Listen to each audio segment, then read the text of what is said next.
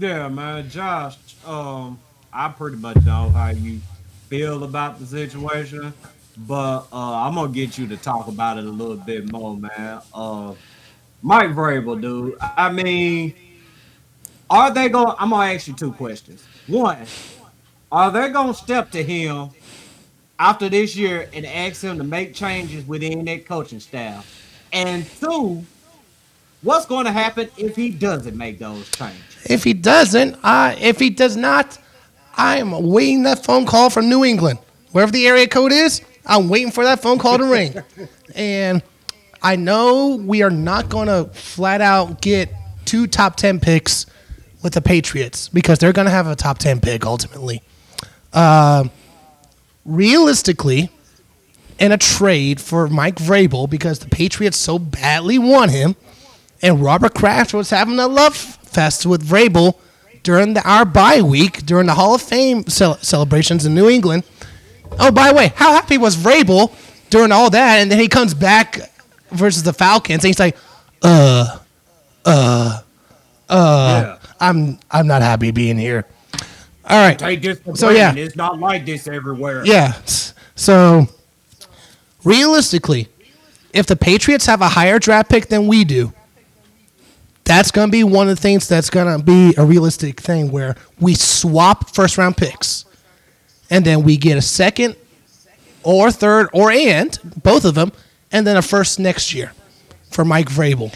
That's ultimately going to be the trade deal for Mike Vrabel with the Patriots. Ben Johnson. That's the Johnson, first that's name my I guy. want. That's the first name I want as a head coach candidate. So we have to adjust with the times. We are not. And this is one of the frustrating things being a Titan fan.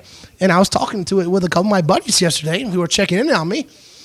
And they basically saying, hey, just root and protest. You can be a fan of root and protest, but you still love your team, but you know your team sucks. So, I mean, it is what it is. I mean, unfortunately, Vrabel is probably going to get one more stint of this, and it's going to be too late because you waste another year of Will Levis development that you could have had at the start of this fresh offseason with a brand new offensive-minded head coach. He brings in his guys. We have $100 million in cap space. You use that on the overhaul the whole O-line, essentially. Only Brunskill and Skoronski come back. And then you either draft the left tackle from Notre Dame, or you get or you fill it out in free agency.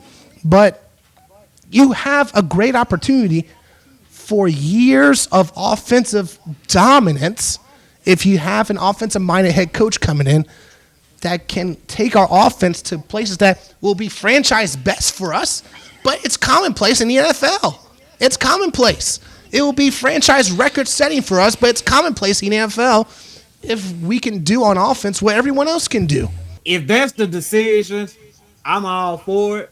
But just like you said, Josh, we can't be wasting time with Will Levis. He ain't got that fifth year option. That's he's second round pick. We ain't got that. So if they gonna get Vrabel up out of here, if they even thinking about getting Vrabel up out of here, It needs to be this offseason. it makes the most sense to do it this year than to put it off another year. Because I mean, can y'all honestly imagine us losing out for the rest of the year? Yeah. And they and they saying that Mike Vrabel is coming back. Vrabel is our coach. Blah blah blah. Man, could you imagine the fan reaction I could. throughout the Easily. offseason? I mean, it would be people left and right talking about, I'm selling my season tickets. I'm not renewing my season tickets. I'm not watching the Titans ever again until Mike Vrabel is fired. I mean, good God alive. I could only imagine what that would look like.